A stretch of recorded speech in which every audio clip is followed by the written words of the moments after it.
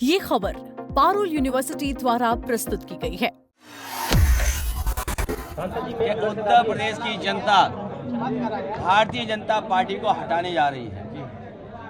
Bharatiya Janata party Uttar Pradesh में जहां से इन्होंने शुरुआत की और लगातार इतने सालों की सरकार चलाई, उसका हिसाब किताब तो अंतोगत्वा उन्हें देना ही पड़ेगा। और लंबा कार्यकाल, और जब हम आंकड़े देखते हैं महंगाई के, बेरोजगारी के और अन्य पैरामीटर्स, तो दिखाई देता है कि हमारा उत्तर प्रदेश कहां पहुंचा दिया। मुख्यमंत्री जी आज भी रोड शो कर रहे हैं, बेंगलोर में रोड शो कर रहे हैं। जब सरकार का जाने का वक्त आ गया, जब सरकार आई थी, उस समय भी रोड शो हुए थे, उस समय भी इन्वेस्टमेंट मीट हुई थी। कितने रोजगार मिले, नौकरी मिली, कितना आरक्षण छीना गया, इसका जवाब आने वाले समय में जनता देगी। पीडीए की सरकार, सामाजिक न्याय के राज की स्थापना और उत्तर प्रदेश को खुशहाली के रास्ते पे ले जाने का संकल्प समाजवादी जनता के बीच में लेकर के जा रहे हैं। सर, अयोध्या मामले में चंपत राय और अनिल मिश्रा का इस्तीफा हुआ, कोई कार्रवाई अभी तक नहीं की गई। देखिए, एक सवाल अयोध्या एक आस्था का स्थान है, केवल भारतीयों का नहीं बल्कि दुनिया में जितने भी सनातनी हैं या हमारे भारत की संस्कृति को समझते हैं, उनके लिए एक श्रद्धा के भाव के साथ, एक धार्मिक नगरी होने की वजह से एक भावनात्मक जुड़ाव रहा है। और ये जो खबरें आई हैं और जो जानकारी सूचनाएं मिल गई, और सरकार को झुक करके उन्हें एसआईटी बनानी पड़ी, और एसआईटी की रिपोर्ट किसको दी गई, ये भी एक प्रश्न चिन्ह है कि एसआईटी बनी और एसआईटी की रिपोर्ट किसको दी गई। और उसके बाद जो कार्रवाई हो रही है, पूरे देश की जनता दुखी है, और जो घटना हुई है वो बहुत ही निंदनीय है। देखिए, हिंदू खतरे में है, लेकिन अब 2026 में भगवान भी खतरे में है, क्या कहेंगे? लोगों को पहले भी यही था भावना कि ये धर्म से ज्यादा धन की तरफ ध्यान देते हैं। इनके लिए धन ही धर्म है, धर्म बाद में, पहले धन। और ये जो हुआ है व्यवहार, ये बहुत चिंताजनक है। हमारी आस्था के साथ खिलवाड़ है। किसी व्यक्ति की बात नहीं होनी चाहिए। अब बताइए, मुख्यमंत्री जी हफ्ते में कितनी बार जाते थे? अगर मुख्यमंत्री प्रदेश के वर्ल्ड रिकॉर्ड बना रहे हों अयोध्या जाने का, मुख्यमंत्री जी ये दावा करते हैं कि वर्ल्ड रिकॉर्ड बनाया उन्होंने उस स्थान पे जाने का, लेकिन क्या सूचना तंत्र था? क्या उनकी जानकारी में नहीं था? अगर ये उनकी जानकारी में नहीं था, जो पूरे प्रदेश में भ्रष्टाचार फैला हुआ है, या जिस तरह की महंगाई है, या जिस तरह के आम जनता को इलाज के लिए, दवाई के लिए तहसील में, थाने में जो फेस करना पड़ रहा है, तो मुख्यमंत्री तो खुद ही स्वीकार कर रहे हैं। अगर गिरफ्तारी हुई है और जो सूचना मिल रही है कि इतने लाख रुपए निकले, कभी कंडों में निकले, कुछ ऐसे जेवरात हैं, लोगों ने, सिंधी समाज ने आरोप लगाया कि हमने तो इतनी चांदी की शिला दी थी, या आप मान लीजिए डायमंड दिया था, या गुप्त दान था। तो ये आस्था के साथ जो खिलवाड़ किया है, वो प्रभु श्री राम कभी उन लोगों को माफ नहीं कर सकते।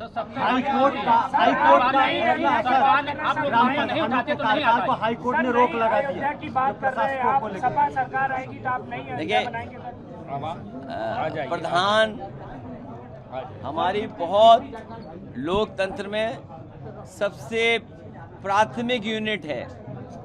जो लोग नवंबर में चुनावों की बात कर रहे थे, जो वन नेशन वन इलेक्शन की बात कर रहे थे, वो प्रधानी का चुनाव नहीं होने दे रहे हैं। सोचो, वन नेशन वन इलेक्शन कहने वाले लोग, या यूं कहें हम कि नवंबर में चुनाव कराने की अफवाह फैलाने वाले लोग, प्रधानी का चुनाव नहीं करवा रहे। और सच्चाई तो ये है, हमारे प्रधान भाइयों का खर्चा बढ़ा दिया।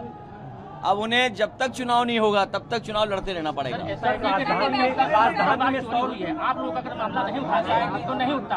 ये सरकार खुद स्वीकार कर रही है कि सीसीटीवी से छेड़खानी हुई है। सीसीटीवी से छेड़खानी तो हुई है, लेकिन सीसी कितना वसूला गया है? सीसी का मतलब चढ़ावा चोरी, सीसी का मतलब चंदा चोरी। जब सरकार खुद स्वीकार कर रही है कि सीसीटीवी के फुटेज में उन्हें 70 दिन में या 42 दिन में इतना देखने को मिला, तो आप इससे समझ लीजिए। और जो मुख्यमंत्री जी वर्ल्ड रिकॉर्ड बना रहे थे, क्या कह रहे, पानी का पानी हो जाएगा, दूध का दूध, पानी का पानी हो जाएगा। अरे भाई कौन कह रहा है? हम तो कह रहे हैं सोने का सोना वापस कर दो, चांदी का चांदी वापस कर दो। राजधानी में आग लगने से हुआ मर गए। और अहंकार देखिए आप, मुख्यमंत्री जी का अहंकार देखिए आप। हमारा साथी सही कह रहा है, कितने लोगों की जान चली गई। एक घर के बच्चे जो कमाने वाले थे, जो पूरा परिवार चलाने वाले लोग थे, उनकी जान चली गई। और मुख्यमंत्री की भाषा क्या थी कि भाषण मत सुनाओ। याद रखें, अगर एक माँ के साथ ये व्यवहार हो सकता है, आप लोगों के सामने ऐसा व्यवहार हो सकता है, तो सोचो पीछे व्यवहार कैसा होता होगा, हमारे अधिकारियों के साथ व्यवहार कैसा होता होगा। और आपसे तो छिपा नहीं है, एक चैनल पे व्यवहार तो आप सब जानते हो।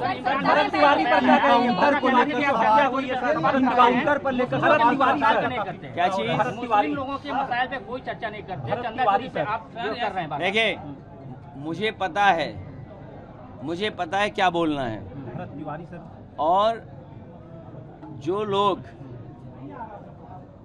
इस माहौल को समझ रहे हैं, वो जानते हैं कि उत्तर प्रदेश में भारतीय जनता पार्टी को हटाना कितना जरूरी है। मैं फिर कहता हूं, वो बात दोहराता हूं, यूपी में भारतीय जनता पार्टी जीत गई। मैं डरा नहीं रहा हूं। बंगाल का चुनाव तो देखा ना सबने, यहाँ के बाई इलेक्शन तो देखे ना आप। अगर मेरे जाने के बाद लालजी वर्मा जी आएंगे, उनसे पूछ लेना उनको हराने के लिए प्रशासन ने और शासन ने क्या किया था। उत्तर प्रदेश में चुनाव भारतीय जनता पार्टी जीत गई तो आखिरी बार वोट डाल रहे होगे आप। भविष्य में चुनाव नहीं होगा। सर क्या कारण है चंपत राय और अनिल मिश्रा की एफआईआर दर्ज नहीं हुई? सर विकास, यहाँ जितने लोग बैठे हैं, ये आजमगढ़ के लोग कभी गाजीपुर गए होंगे एक्सप्रेसवे से, कभी लखनऊ गए होंगे या दिल्ली गए होंगे।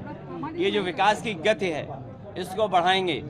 और मैं आजमगढ़ के लोगों को कह के जा रहा हूँ, ये देश दुनिया में इनका संपर्क है। आजमगढ़ के लोगों को, आजमगढ़ के लोगों का देश दुनिया में संपर्क है। यहाँ के लोग दुनिया में बहुत सारे देशों में काम कर रहे हैं। वो खुद महसूस करते होंगे कि दुनिया कहाँ है और आजमगढ़ कहाँ है, या यूपी कहाँ हो, देश कहाँ है।